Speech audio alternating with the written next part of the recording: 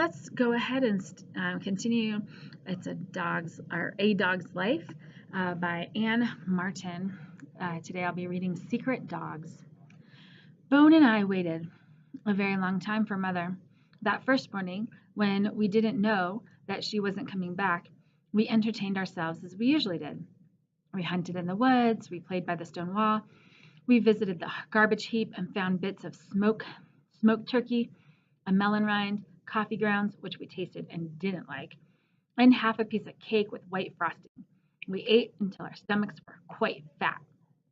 The day was hot. It was so hot that the Marion children, who had been spraying one another with their garden hose in the morning, went indoors for their lunch and didn't come back outside. By the time the sun had reached its highest point and had started to pass over the Marion's backyard, the shed, even with its open window and door, had grown too stuffy for any creatures except the mice. Bone and I lay in the shade of the woods and waited for Mother. At the end of the day, when the shadows were long and the heat had faded a bit, Bone and I returned to the shed. I expected to find Mother in our nest. Sometimes now, Mother left us for long periods of time, but she always came back by evening. Our nest was empty, though, and the shed was still stuffy. One of the cats poked his head through the door, sniffed at the dusty, dense air, turned and left.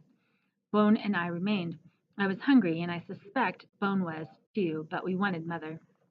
The air cooled, darkness fell, the stars came out, and so did the bats, and still Mother did not appear. Bone and I curled into each other in our nest, our stomachs rumbling. I thought of the garbage heap, of the turkey and melon rind and cake, but Bone and I hadn't been outside in the night time by ourselves yet. Besides, surely Mother was on her way back to us.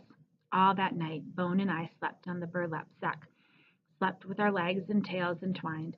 I could feel Bone's breath on my neck. It was our first night without Mother, and it seemed very long. In the morning, when I awoke, I saw Bone, 3 of the shed cats, and a mouse poking its head out of a flower pot, but no Mother. I knew that she was not going to come back at all. Bone and I were on our way. We were responsible for finding all our food and water and for remembering the many, many things Mother had taught us. How to stay out of trouble, when to snap and bite at an animal, to steer clear of humans and other dogs, clean our wounds, to groom ourselves. We tried hard, and we managed fairly well. The garbage heap became our best friend. I do not understand emotions very well. I know what fear feels like, and I have been afraid many times, but I am less clear about the words such as joy, happiness, sadness, and anger. Over the years, I have heard humans, especially Susan, talk about these things, though, and I see how Susan appears when she says she is happy. Looking back, I think I was happy during the rest of that summer when Bone and I lived in the shed, that I was happy even though Mother was gone. The truth was that with mine gone as well, the Marions' property was a much more peaceful place, and our world seemed less threatening. Mine's kits had left too. The morning after their mother was killed, they tumbled out of their den, trotted into the woods, and just kept going. So the Marions' yard was free of foxes, and I was not to see the man with the gun for quite a while. Bone and I began to feel safe. The air cooled down after that one blistering day, and sometimes I saw the Marion children wearing the kind of clothes they had worn in the spring. Cooler air meant that the shed was more comfortable, and just enough rain fell, enough to fill the buckets and watering cans that Bone and I drank from, but not so much that we couldn't go hunting. We were not very experienced hunters yet, my brother and I, but we caught enough small animals here and there so that our stomachs were usually full. If we had a bad day, we could always raid the garbage heap. Our lives were quiet. Bone and I played and hunted. We chased squirrels and chipmunks and each other. I finally made friends with some of the shed cats. One of them, Yellow Man, would wait for me in front of the nesting boxes each morning and rub his head under my chin before he left to spend the day in the woods. I even came to recognize the shed mice, every single one of them. I never thought of them as meals. They were my neighbors. It was a warm afternoon with the smell of cut grass in the air and bees humming in the bushes when Matthias discovered Bone and me. He took us by surprise. We had eaten breakfast in the garbage heap and were napping in the woods, our bellies full, when I heard the sound of crunching leaves and a hushed human voice. Bone and I jerked to attention. Here came Matthias, the boy who liked to sit under trees, the boy Mrs. Marion would tell to take his nose out of that book. He was carrying a book now and talking to himself, and his face looked like Susan's does after Mrs. Oliver had told her she's too old to be living on her own. Bone and I drew back. and held very still, afraid to run and draw attention to ourselves. Matthias almost stepped on us. Hey! He cried. What? Hey! I found puppies! Bone and I did scramble away then. We ran straight for the shed and zipped through the door. Matthias ran after us and followed us to our nest. Hey, puppies! Hey, puppies! He said. I won't hurt you. He held his hand toward us. Bone growled at it. I know, you don't trust me, said Matthias. I don't blame you. You don't know me. He paused. Not yet, anyway. Bone and I left our nest then and backed into a corner. Matthias stood up, but he didn't approach us. I'll be right back, he said. As soon as Matthias left the shed, Bone and I scooted out the door and ran for the woods. We hid in the woods, afraid to move about, but by the end of the day we felt brave enough to make our way back to the garbage heap. When we did, I saw Matthias walking around the Marian's yard. He was holding something in his hand and was peering under bushes and around trees and in the sheds and playhouse. He didn't call out, though, as Mr. and Mrs. Marian had done one day when they couldn't find the noisy little girl. I realized now that Matthias didn't want his mother to know that he had found puppies on the property. She wouldn't stand for that. We were Matthias's secret. We didn't want to be Matthias's secret, though. Mother had taught Bone and me to fear humans. So we tried to stay alert and keep out of Matthias's way. But one morning the rains came again, and after Bone and I found breakfast and relieved ourselves, we returned to the shed. We were settling in for a cozy day with Yellow Man, the rain drumming on the roof, when the door was flung open and in walked Matthias. There you are, he said softly when he saw Bone and me.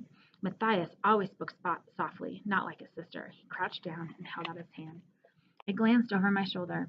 Yellow Man and the other cats had retreated to the farthest recesses of the nesting boxes.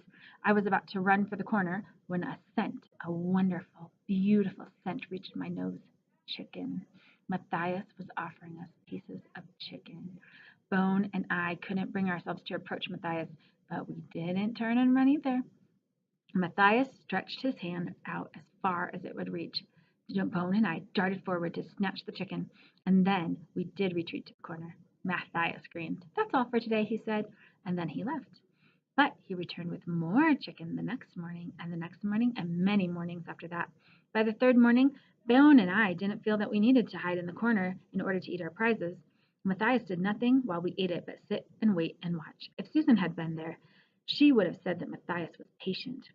One morning, Bone and I were eating our fabulous chicken breakfasts when I realized that Matthias's hand was resting on my back. His other hand was resting on Bone's back. I was startled, but not so startled that I couldn't finish the chicken.